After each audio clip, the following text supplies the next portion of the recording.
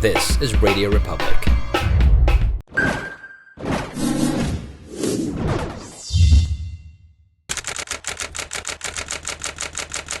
By deciding to really pursue it, what sort of dreams or aspirations did you have? You know, I mean, because for some people, it's like I need to conquer the world. For others, it's I just need to write a song or record an album. Like, where was your head at with this? I just wanted to play. Like I said, not a planner. I mean, it's only like in the past few years na parang it started to make sense. Like, what area of music do I want to pursue? And then I realized, you know, I'm a very experienced traveler. I love going to new places. I'm pretty brave na I show up, you know, in a foreign country by myself at an open mic, and I just want to sing. Of course, like, it really stems from there, just having an emotion or a story to tell in song, you know. Yeah. I could be a really good touring musician if I wanted to be. I mean, if I just worked really hard and I invested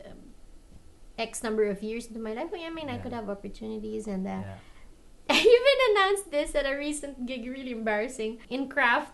Okay. And Dionne Warwick was in the audience, and I announced that I want to be the best opening act in the world.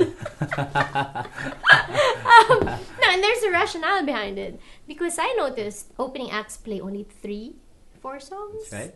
You're not really expected to carry a show, you know. You're not the main act. Yeah, you're just like appetizer, and then you get to travel, you get to open for all these amazing musicians, and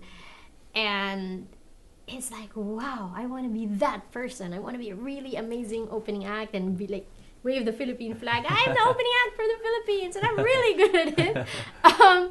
And then, this guy named Thomas Dybdahl, who is like a national treasure in Norway. He's a wonderful singer-songwriter. Again, somebody I really look up to. And I told him this dream of mine. And he laughed, and he was like, but Kate, you need to be a little more ambitious than that. And then I'm like, why? And then he's like, well, because opening acts, usually they don't get paid. I'm like, what? Really? Most of the time, you know, you're given a chance to go on stage, but most of the time either they pay very little and you don't get paid, and it's also rough, you know, the life of, you know, being on tour. It's tough, but I still want to pursue. I just want to be a really great opening act, you know. And I mean, I just want to play. I'm just excited to play, and I'm very blessed because I mean, for somebody who doesn't have an album out yet, I've been able to tour. It's just really... Yeah, let's talk about that. I mean, you mentioned earlier that you perform in France at least once a year, and then this year you went to numerous countries, Berlin, and... Yes. So how does that happen? How do you actually book these foreign gigs? Thanks to the internet, you know, you Google, open mic here, open mic there, and then, I mean, to be honest, I just show up at open mics. Yeah. I've booked most of my gigs in North America and in Europe, showing up at open mics because the promoters are there. Yeah.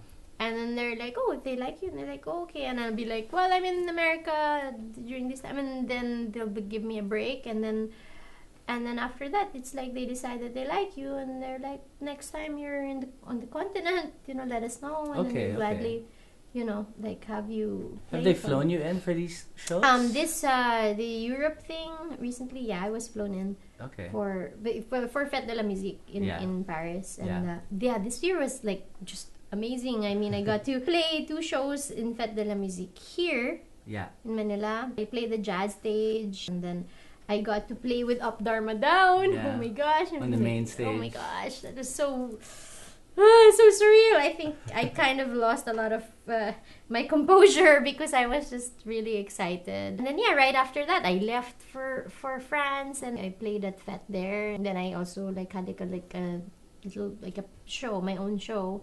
At an art gallery. Yeah. So that wasn't anymore just an open mic thing. It's like in Paris, there's like a small group of people who like my music. So yeah, I do like once a year I play there. It's funny because my friends here don't really know what I've been up to except for like on Facebook because I put the posters up. But it's pretty cool. It's cool. Yeah, that's cool. very good. Yeah, and then it kind of just turned into a real tour because I did 2 shows in Paris. I got booked 2 shows in Berlin and then a show in the United Kingdom. Yeah, so I did 5 shows.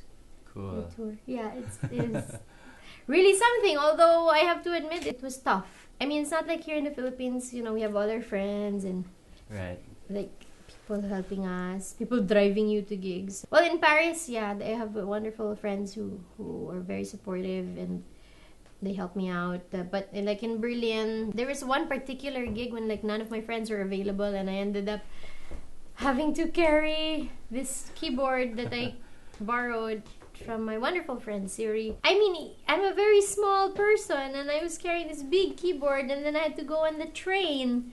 And it was really tough. It was like a gig that was 20 minutes away from me and it took me like 3 hours to get there. Wow. It was so hard. And it's very expensive to take a cab in Europe.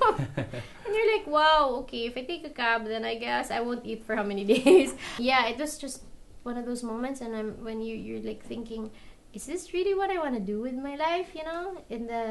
It's very confronting. Good question, yeah. Yeah, and but once I start playing, everything makes sense. Yeah.